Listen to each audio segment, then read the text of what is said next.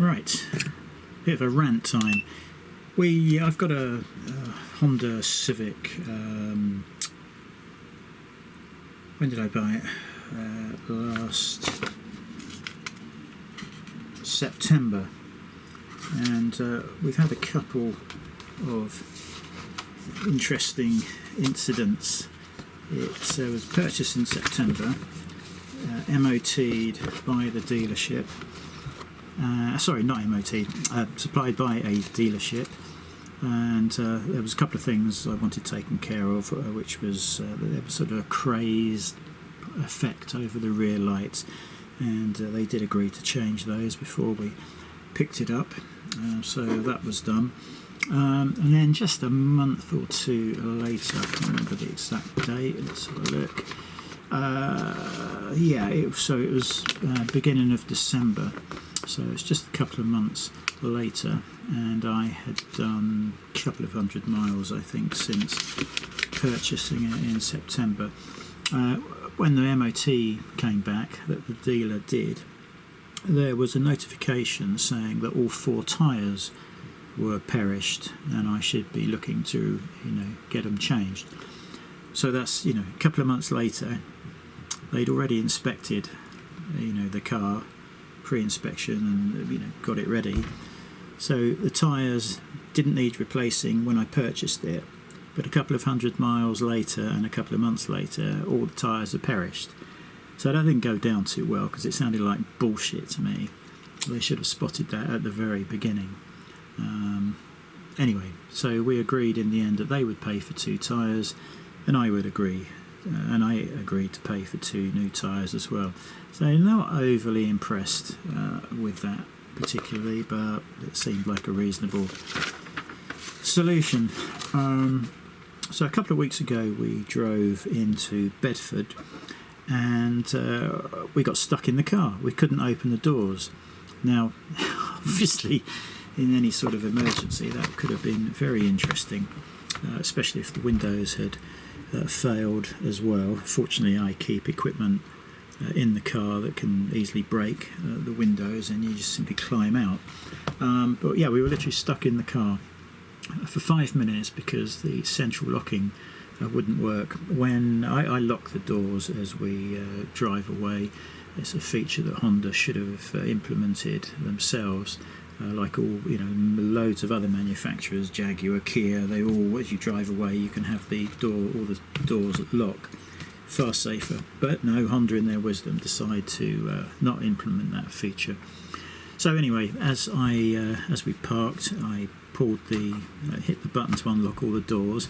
There was a very, very funny clunking noise, and all of a sudden, all of the doors, you could open them you could pull the handle, open it just a tiny amount, and then it would be locked. You couldn't get out. And we were turning the locking on and off, and starting the car up, and reversed the car, drove it back into the car parking space, and nothing would get these doors open.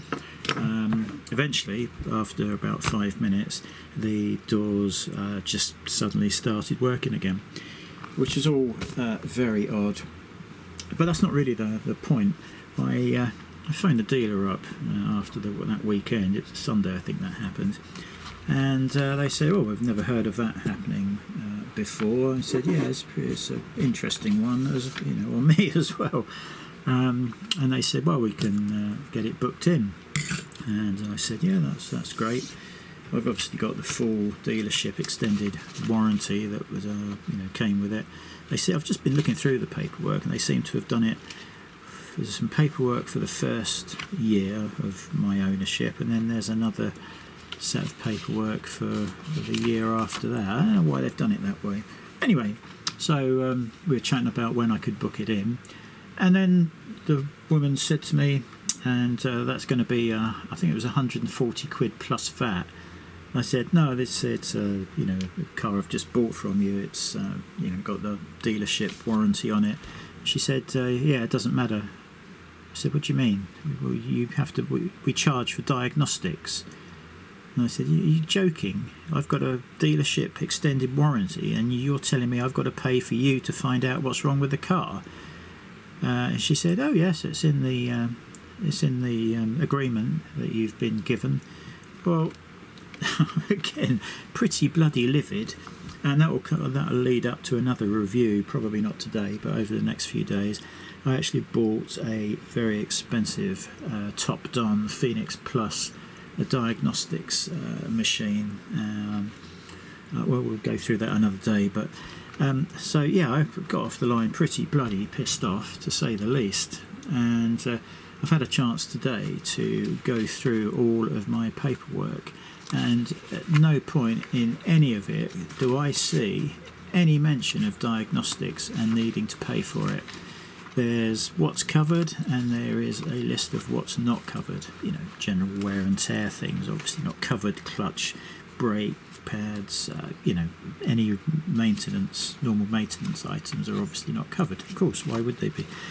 But nowhere do I see in the terms and conditions that diagnostics are not covered. I mean, imagine you've got an extended warranty, dealership extended warranty, for 2 years after buying the car, and you've got an obscure fault, and they're trying to charge you, I'm sure it was 140 quid. That might have included VAT, but I think it was plus VAT.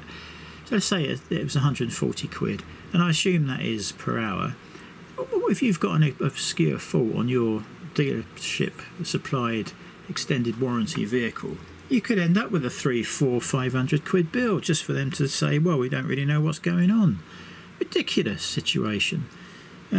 So yeah, and that will lead on to this diagnostic machine, because I thought it's 700 quid.